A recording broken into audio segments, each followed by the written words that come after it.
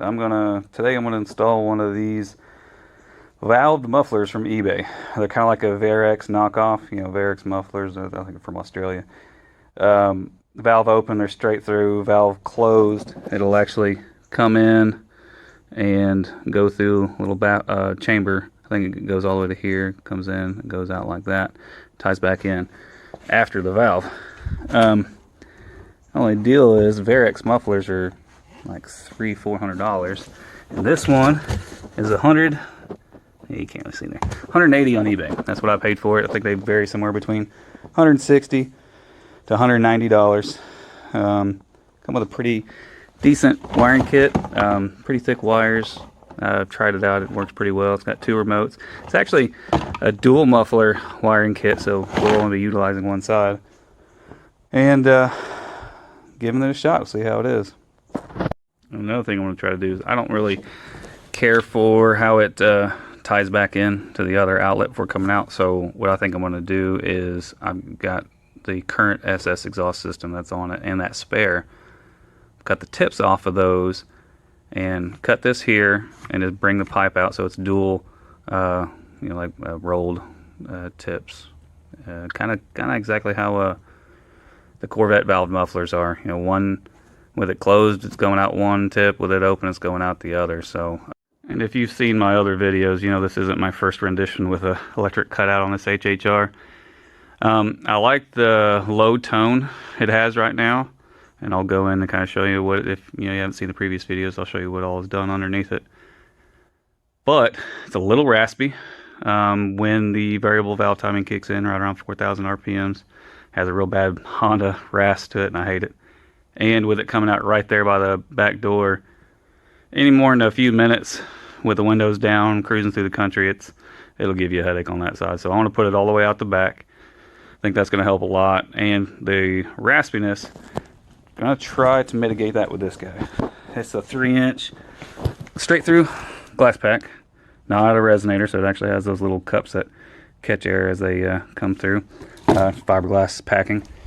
That guy's going to go right here where this imitation, I guess, catalytic converter, whatever, I don't know.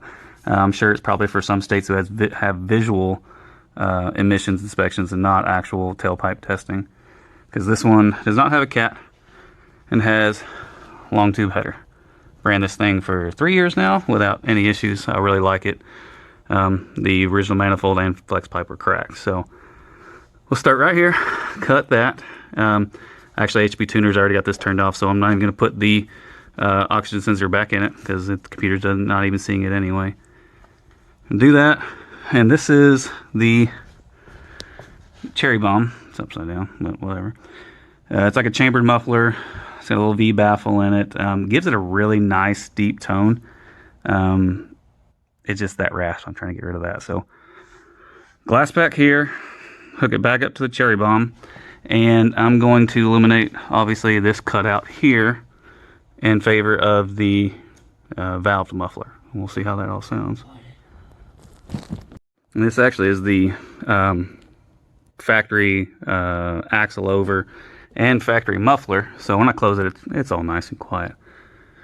One thing I don't like, and I'll show you on this other exhaust system I've got from another SS Cobalt that I parted out, is that it actually reduces down to 2 1/4 before it goes the axle over. So here it's 2 1/2, goes around right before the axle over. It goes down to 2 1/4. So we're going to try to, we're going to cut this up, put that back in to get rid of the X pipe cut out. And then right here, I've got some spare random 2 1/2-inch mandrel bends. We'll see if I can make this work and have full 2 1/2-inch all the way out, rather than having it reduced down to 2 1/4. Really want to do that because that muffler is also 2 1/2, and I don't want to have to adapt it.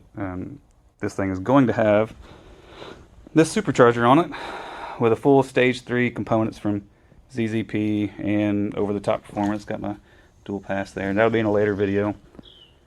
And so I really don't want it to be restricted at all when that valve is open. So I'm gonna get started. All right, I got the exhaust out here, painted it with some high heat header paint. I think it's good for like 2,000 degrees. Basically just so the welds don't rust and they don't look as bad either. So got it all put together. Don't mind the booger welds. I am not a welder at all. Never have claimed to be. Anyway, this is where the factory exhaust section is right there. And here's where I used those random bends to actually create the over axle. So it didn't turn out too bad. It took 245 and a 90 and a little extension. And so now this is drying. I'm gonna start hacking up the muffler. And I've got my two Cobalt SS tips cleaned up, and that's basically how they're gonna lay out. So I'm gonna cut actually I think both pipes. I'm gonna cut this one here and the other one right before the it merges back in, and then weld some pipes to make the tips come out here. I'm gonna have to probably open this up a little bit. We'll see when I get it all up there and kind of get it all put in place. Alright, with the tip assembly cut off, you can easily see how it works on the inside. Obviously the valve open, goes straight through, but if you can see those ports just to the left there, with it closed, the exhaust gases have to go through there and then travel out, down, and through another core that you can now see right here. And you can see, okay, light on. You can see it necks down pretty good. So with it closed, you know, you choke down a little bit, but that's the whole point, getting it nice and quiet. But with it open, you know, it's not even a muffler, it's just a pipe.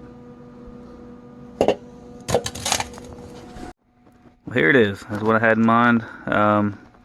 We'll see what it looks like going with it actually up there. I think it'll look pretty good. I like the blacked out look. I don't like chrome. I've never really liked anything shiny. So I'm gonna put this up there, get it welded up, and see what it looks like.